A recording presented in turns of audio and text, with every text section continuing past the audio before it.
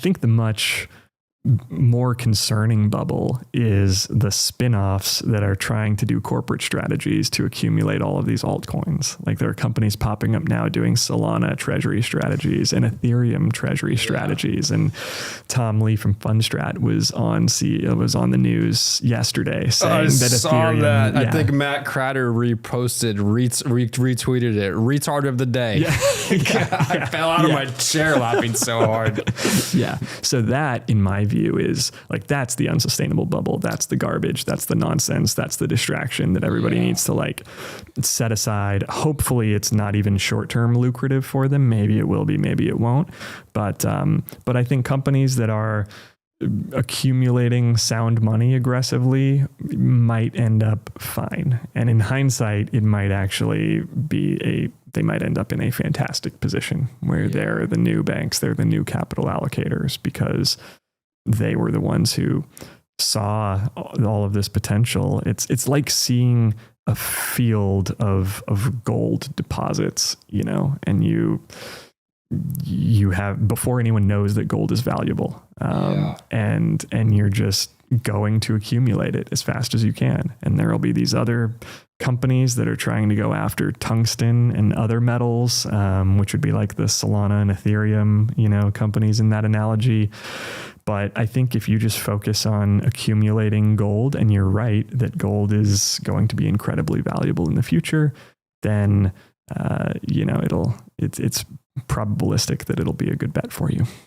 Yeah. Would you agree with the idea that as long as these treasury companies are honest, they'll probably succeed, and if they're dishonest and over leveraged, then they are increasing the chances that they get blown up? Yeah. And over leverage, the more leverage, the more potential for blow up. Absolutely. And there's all kinds of, corporate finance details that are above my pay grade on how the company is, like how the debt that they're taking on is structured. And hopefully these are long duration bonds or loans that they're using that are not callable, or that have very low margin call prices, if a margin call price does exist in any form. But yeah, I think, if you just kind of put the hat on of a business owner who's thinking about, what does this mean for me and what should I be doing now and in the coming years?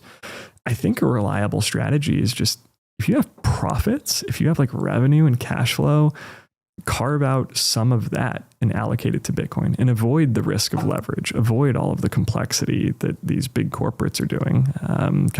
Let that be their game. But if you're a mid-market company and, you've got decent margins, put some aside into Bitcoin rather than high yield savings accounts, rather than mutual funds or bonds or any of that stuff.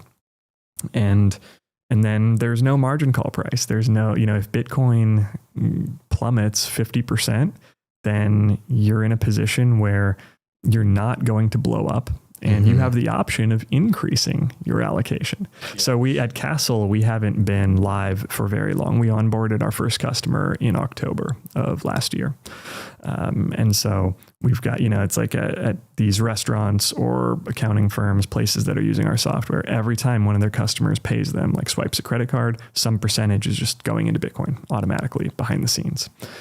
And even though it's a small kind of short-term data set, one encouraging thing we've observed is nobody on our platform has been selling during downturns. And actually, it's the opposite. We see the slider bar of what percentage of revenue they're allocating go up when the price goes down. Yeah. Because they're thinking about it as, wow, this might be a chance to accumulate more of this valuable asset, to own a bigger slice of the world's future monetary base. And we're doing our best to educate them around and orient themselves in that way, where they're thinking about it with a long-term orientation, and kind of staying on the straight and narrow.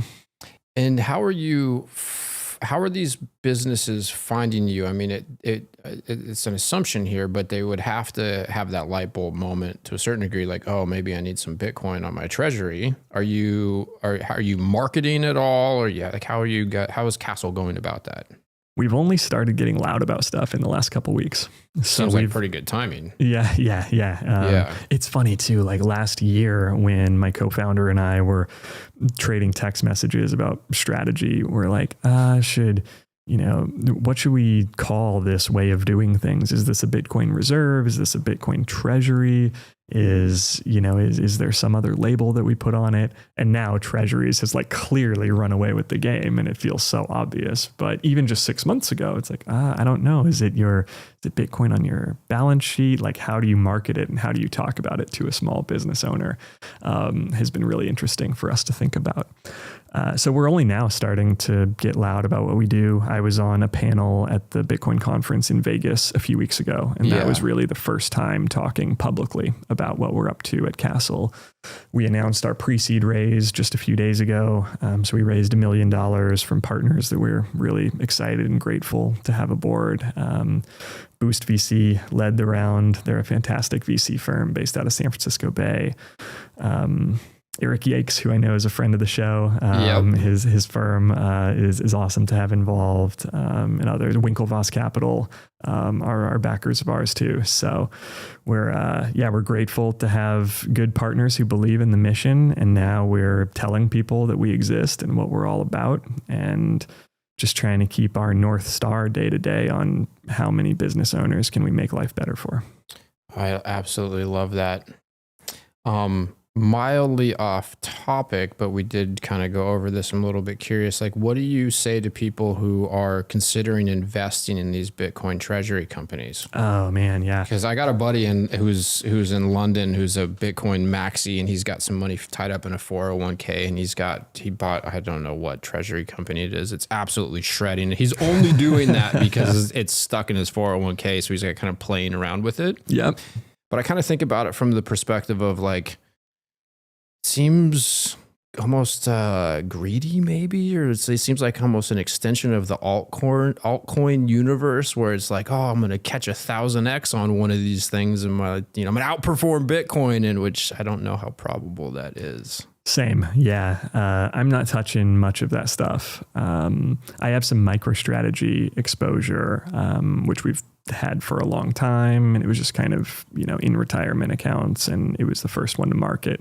And I think it's clear that Michael Saylor and his team are giving this a level of thought around like how they structure the capital of the business and all of the financial engineering that they're doing to give different pools of capital a way to get Bitcoin exposure. Like, they're not phoning it in. Those guys, it's very serious risk management on his side. But I would say generally get a stack of Bitcoin first. Just make sure that you have spot Bitcoin, like buy Bitcoin, ideally run your own node, but I know that's probably a tall order for a lot of people who aren't deep into this space yet. But get Bitcoin and control your own keys and have that be kind of your base. And then, the risk reward of holding a Bitcoin treasury company compared to Bitcoin itself, your own keys, there's just no comparing them. It's so much stronger a guarantee of owning something important in the future if you just have the keys to your Bitcoin. Yeah, even Saylor will tell you that. Buy the underlying asset. And if you can't, I have products available. Yep, exactly. Yeah. And that's why, that was a big part of our initial exposure to MicroStrategy at our family, was like, well, we have this money that was kind of borderline forgotten about in an account. And I think it was before ETFs were even available for the firm that we used. And so we were like, it'd be a bunch of penalties to move it from retirement accounts and do it directly into Bitcoin. So we kind of saw MicroStrategy as just a proxy for Bitcoin exposure. Yeah. But yeah, I think you nailed it. It's like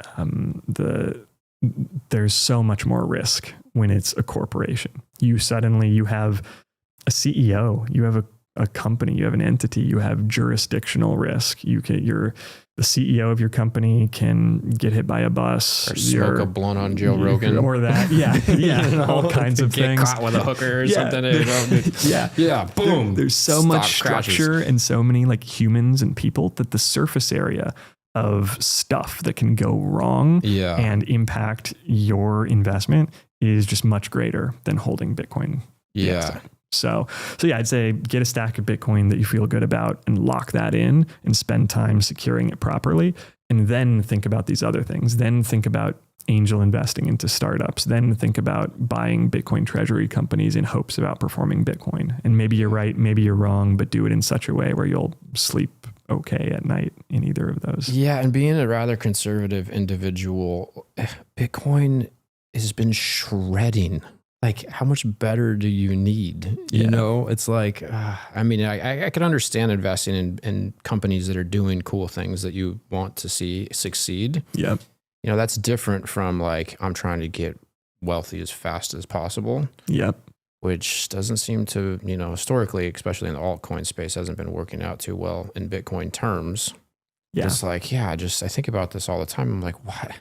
Bitcoin is killing it. It's absolutely killing it. It's like, it's the winning strategy. It's the easy strategy. For me, when I got rid of all my cash and my gold and silver, and I had a geographically distributed multi-sig, because I had to worry about, you know, being robbed, raided, fires. And conceptually I knew how big of a deal it was, but it was such a monumental relief. Yeah. That, and it's performing so well. You know, it really is. Human psychology is funny that. Yeah. You get something that performs great and suddenly that great becomes your baseline, and then you need to go seek alpha beyond that. Thanks for watching.